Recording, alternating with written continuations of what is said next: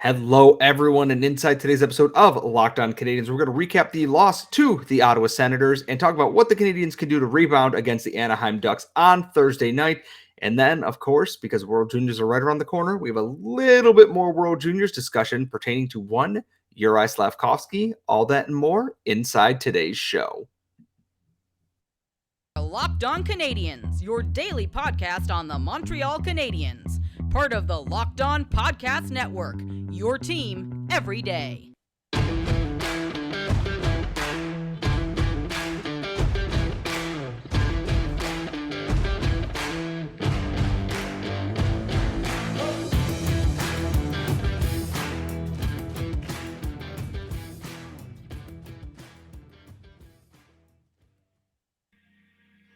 Hello, everyone, and welcome to episode 747 of Locked On Canadiens. As always, thank you for making us your first listen of the day every single day of the week. If you're listening to this wherever you get your podcast, and if you're watching us on YouTube right now, thank you so much for subscribing. Please ring the bell so you know when we post new videos, go live, do anything else fun and exciting.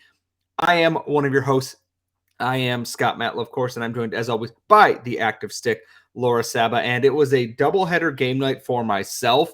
So before we dive into what's going on here, I was able to watch the Canadian Sens game in bits and pieces as I was covering the Laval Rocket for Eyes on the Prize tonight. Laura, it was good, it was real bad, and it was almost great, and then it was bad again. Canadiens lose 3-2 to the Ottawa Senators in a game that almost made Martin St. Louis get fined by the NHL in his post-game press conference. What are our feelings coming out of this game? Because I'm annoyed, but not as annoyed as I would have been if they continued to play like they did in the second period tonight. So I think for me, I kind of saw this coming in a way. I felt like we were going to be treated to something like this. I was hoping for a boring game. Instead, we got the shenanigans. And I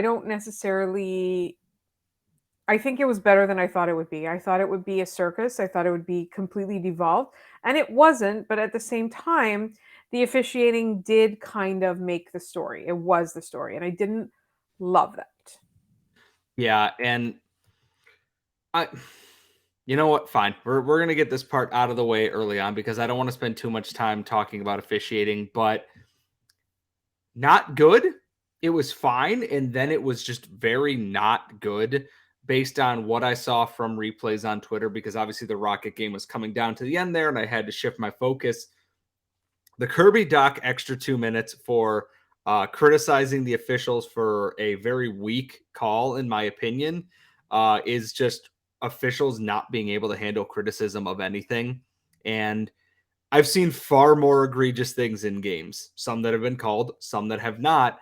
And if officials are going to be there to curse and swear back at players, yes, hello, Brendan Gallagher, if you can't take Kirby Dach saying that's a bleep call, I don't know if what he said started with a B or an S. I'm not a great lip reader, mind you. But far worse things have been directed at officials that have been picked up on mics. This was not. And then he slammed the door, and they gave him an extra 2 minutes on top of that for abuse of officials, which he hurt the refs' feelings.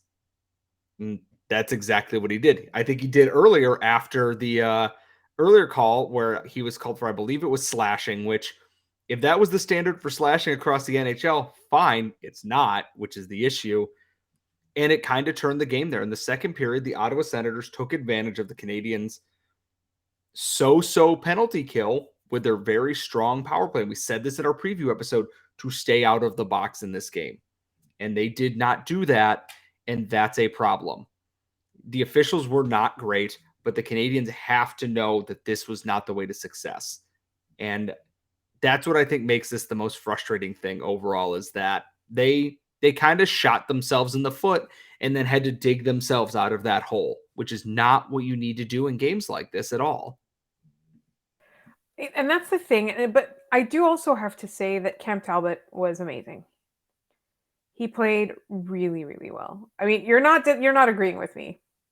I can't really say that. Again, I only got to see bits and pieces of this. Okay. He was very good, particularly in that first segment. He was phenomenal. I thought the Canadians were really good. I was looking at the underlying numbers, and I was convinced that the Canadians were leading in most categories, if not all categories, at even strength. And I would say, most of the game. And it's true. They did kind of take a step back in the second period a little bit, allowed the Ottawa Senators to pad that lead. And I still look at them though. I look at the game and I still think the Canadians played better. I still think the Canadians played much better to my eye. So for me, I'm not disappointed in the result. I'm just kind of annoyed because it could be a win. And if it was any other team, I'd be like, but it's the Ottawa Senators, and you really don't want to lose to. I think, was it you, Scott, that said that they might be the most unlikable team in the Atlantic? I mean, I said that in a private chat, but yeah, it's just. No, I know you said it in a private chat. I just don't think that you're ashamed of that opinion because I think it's true. And I'm not, because here's the thing: is I get it. People don't like the Canadians, and they have any reason to not like the Canadians. That's all well and good. Toronto's star players, save for Austin Matthews, all appear to be very likable people. William Nylander, Mitch Marner, John Tavares, Morgan Riley, all seem like very well liked people. Austin Matthews he's not my cup of tea because I don't get anything that he does fashion wise or friends wise or anything else like that. But like a team with like Travis Hamonic and like Austin Watson and Mark Kaslick and all these guys, I'm like, what is there to like about you? You all feel very like there's an old tweet about short guys getting in fights and then just going, oh, I'm a small guy, and then not getting punched in the face repeatedly. At a certain point, you just can't stop yourself and you punch them in the face anyways. It's a frustrating game because I'm looking at natural stat trick and honestly, pretty much a dead heat in most things. Senators had more high danger chances. Canadians had more expected goals for percentage. Like, it's a pretty evenly split game. And even when the Canadians were bad at even strength, it was still kind of even. And this game was decided due to their lack of composure. And we talked about it. You can't do that. You got to keep your composure there. I get it.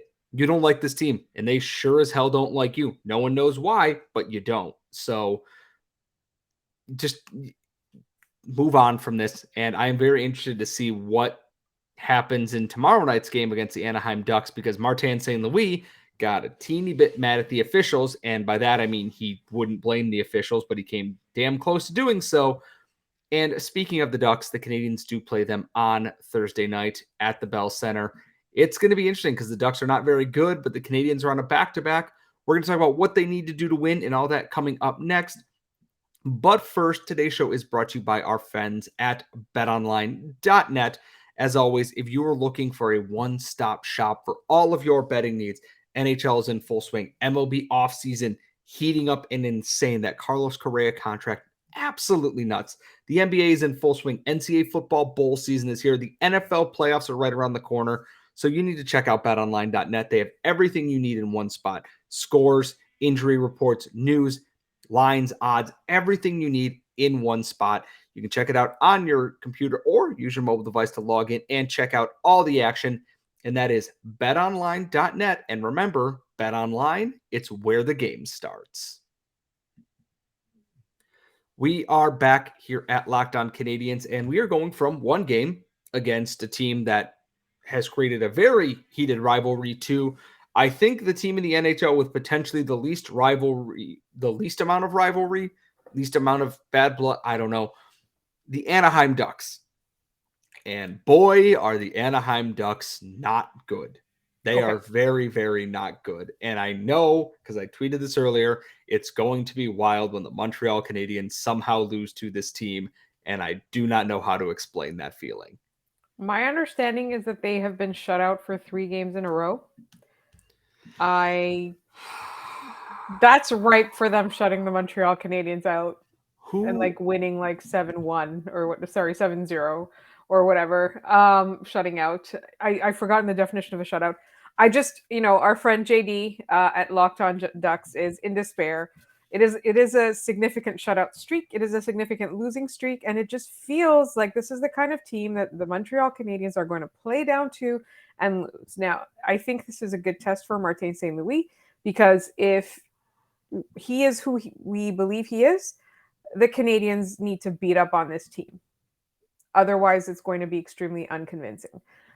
Scott, are you looking at the roster of the Anaheim Ducks and wondering who all of those guys are? Yes. Who the hell is Glenn Gaudin? Who is Jason Megna? What is a Brett Leeson? Like, John Klingberg is an Anaheim Duck? Who is Austin Strand and Colton White? Who are these people that are going to beat the Canadiens tomorrow? I haven't even looked at the Minnesota Wild of Southern California. Okay, so their leading scorer is Troy Terry, who has 27 points in 30 games.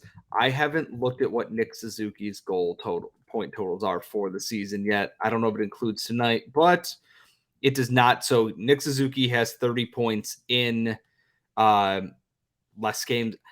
I look at this team and wow, it's ugly. Like it's real ugly. Like across it, I haven't even gotten to what the goalie stats look like yet, and I'm kind of afraid to because I know John Gibson has been hurt this season a little bit. Oh wow! Oh, that's John Gibson is their top goalie. Laura, can you guess what his save percentage is?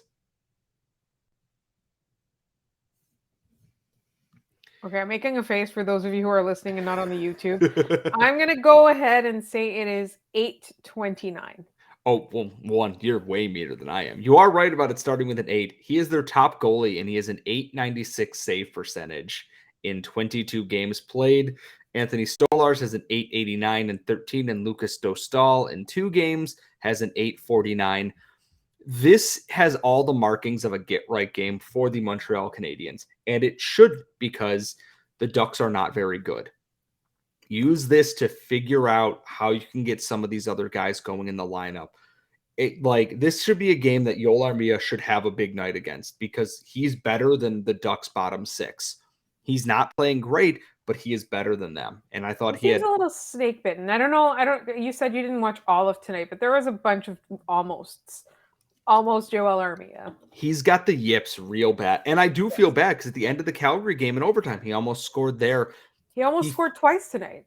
He feels like he's very much on the precipice of get one, and he's got like 6 and 8 games coming up after that. Like the biggest thing in this game is, and what we learned from the Senators game is stay the hell out of the penalty box at this point. The Ducks power play is not good, but do not give it an opportunity because there is Trevor Zegras, there is Troy Terry, Jakob Silfverberg, are guys who tend to play very well against the Montreal Canadiens, and don't give them that opportunity. Do not let them up off the canvas. They got demoralized against Toronto. And yeah, Montreal is not Toronto. At the same time, you should be doing everything in your power to take out any of the frustrations left over from this game against the Senators on the Ducks. And Jake Allen is getting the start in that one because Samuel Montembeault started against the Senators. They're not going to rotate people on defense because, well, there is no one to rotate on defense. There's no extra forwards really to rotate in on offense unless they're going to call someone up after the game tonight, which I don't think they're going to do, which, sidebar, Anthony Richard tallied 4 points tonight, is now second in the AHL in total points, leads in goal scoring. I don't know how much clearer I can make it that he deserves a call up at this point, but this game against the Ducks, anything less than a convincing victory is a giant step backwards after a lot of good positive things from the Canadiens this week. They lost to the Senators. Yeah, they still played well for much of that game minus the second period. They played well against the Calgary Flames overall. They can play and win these games. The Ducks game should be 2 points. And it shouldn't go into overtime, should not go into a shootout. This should be 2 points in regulation, and anything less than that should lead to some drastic changes in the lineup or in whatever other way you're doing it. So I'm not going to make score predictions because they have never, ever gone well for me, but this should be the biggest get-right game of the season for the Canadiens. It doesn't get any easier after this. This should be your way to get everything kind of back on track now. I'm really worried because we keep talking like this that the Montreal Canadiens are going to lay a giant egg against the Anaheim Ducks. But they shouldn't. If all goes according to plan and if Marty's what we think he's made of, they shouldn't lose to the Anaheim Ducks. They really shouldn't. And on Saturday, they face the Lightning. The Lightning are still a very good team. And then they go to Arizona. They go to 5,000-seat Mullet Arena on Monday, December 19th. They reunite with Arturi Lehkonen in Colorado on the 21st. They play the Stars on the 23rd. Then they play the Lightning again after Christmas. There are 2 games in here I can feasibly see the Canadiens winning comfortably, and they're against 2 teams lower than them in the standings. The Lightning twice, the Stars and the Avalanche is not an easy task. And then they have the Panthers on the 29th after that on a back-to-back. Schedule is about to get real tough for the Montreal Canadiens. So if they want to build and try to, mitigate damage here, this should be a game where you're throwing everything at them. Win big, win by 15 for all I care. Tank can take a night off for this because they're going to face a real murderer's row here in a second. And I'd rather have positive things for them to build on than going into the roster freeze and everything else with losses piling up. Yeah, 100%. Sorry, I agree with you there. There's nothing I have to add that would create any value. And we are going to transition things a little bit here because World Juniors are starting soon. And Slovakia's coach, I believe it was his coach, had a few interesting things to say today on behest of Juraj Slafkovsky. And we're going to get into all of that coming up in our next segment. But first, folks, you're hanging out with some friends, putting back a few drinks. A few becomes a few too many, and the evening comes to an end and people start to head out, and you think of calling for a ride. And nah, you live nearby. You can make it home okay. It's no big deal. What are the odds that you're going to get pulled over anyways? And even so, what's the worst that could happen? Your insurance is going to go up. You lose your license for a little bit. You lose your job. You total your car. You kill someone. Everyone knows about the risks of driving drunk. The results are often tragic and often deadly. However, that still doesn't stop everyone from getting behind the wheel while under the influence. And that's why police officers are out there right now looking for impaired drivers on the roads, and they're doing it to save lives. So if you think you're okay to drive after a few drinks, please think again. Play it safe and plan ahead to get a ride. It only takes one mistake to change your life or someone else's forever. So folks, remember to drive sober or get pulled over. We are back here at Locked On Canadiens, and we're going to transition into World Juniors talk for a little bit here. And then this is also the point that I forgot to mention earlier. Thursday night after the Ducks game is our Friday mailbag recording episode. So please tweet us your mailbag questions at LO_Canadiens on Twitter, LockedOnCanadiens@gmail.com, or in our YouTube comments. Just don't be a jerk. Simple as that. So, and I'm going to continue to believe it was Slovakia's coach that said this today, is that they have not shut the door on Juraj Slafkovsky potentially being available to them for the upcoming World Juniors tournament. Obviously, Philip Machar is already there. The biggest part of this is that they said they have talked to the Canadiens and the Canadiens have not said no. And I think they're kind of waiting to see on player health and the team and everything else. And I still think it's going to be a no at this point. He has 5 points in his last 7 games. He's looking pretty comfortable in a middle 6 role there with the Canadiens. I don't see it, but at the same time, for the reasons of it being personal and meaning a lot to Slafkovsky, I can see the Canadiens potentially acquiescing to this request and allowing him to go if he asks for it. But otherwise, I'd really like to see him stay where he's at right now. But I do think him going and dominating World Juniors would be a huge boost for Habs fans. I think him and Machar play very well together. There's no guarantee Slovakia would win medals in this, but at the same time, I get why they might be holding out for him yet. I just realistically, I just don't see it happening at this point. Yeah, I don't see the Canadiens sending him. And it's interesting because, this is a discussion that has been happening for the last couple of weeks, to be honest. And some people are torn, right? And even till now, even if you remove the World Juniors possibility, people are torn about whether he should play in the AHL or the NHL, just because they want it's the difference between the message it sends him and the way that he's playing, and the difference between the number of minutes and situations you want him to play. I think the Canadians, even if they're taking their time with him, I think they still want to keep him at the NHL level. I believe Jeff Gorton, if it out of the two, I think it was Jeff Gorton that said that there would be no reason to send him if he kept playing the way that he was playing. And I've seen so much good in him, particularly in the last few games, that I think that it's worth it to keep him in the NHL. But again, it's very much like you said, if it's something where it's a goodwill gesture to the player because he wants to go and he wants to play for his country and he wants to, do that and play among the best of the best. But he's already played in the Olympics against, other countries, against men from other countries. I would say, even though the NHL didn't go, like he got a chance to do it on a bigger stage. So I don't know. I think for him, he probably just wants to do whatever is going to make him the best hockey player. But if there's a reason that he wants to go, like the Canadians should give him that opportunity just because they can, right? They can afford to give him that little bit more of development because there's people that they can call up. I know that there's some injuries in the lineup right now, but Jonathan Drouin is back, right? So like there's a little bit of possibility just for the sake of if he wants to or not. But at the same time, I get that it could be a situation where you don't want the player to drive the decisions, you want the team to drive the development decisions. I think it's really interesting which thing they decide to do, even though we all know that it is quite unlikely that they send him to the World Juniors. Yeah, and that's the thing is it's like I look at his international numbers playing for in the Olympic qualifiers. He had an assist in 3 games, obviously 7 goals in 7 games. He was, Olympic MVP. Like he was incredible for Slovakia. And then he added 9 points in 8 world championships games. Like he thrives on an international stage. That's always kind of been apparent looking at some of his stuff, but at the same time he's playing really well for the Canadians right now. I don't see the need to take him out of the lineup there and create a gap that doesn't need to be there. Yeah, yes, Elon could be there, Raphael Harvey-Pinard, whomever, but I'd rather just see Juraj Slafkovsky there because all due respect to those two guys, they'll get their shot, post-deadline or whatever. Slafkovsky's on a bit of a heater right now. He's playing really strong hockey, looking so much more confident in everything. Sending him to a different level of play where it might be a little bit slower than the NHL, he might go out there and just torch everybody he's playing against in these games.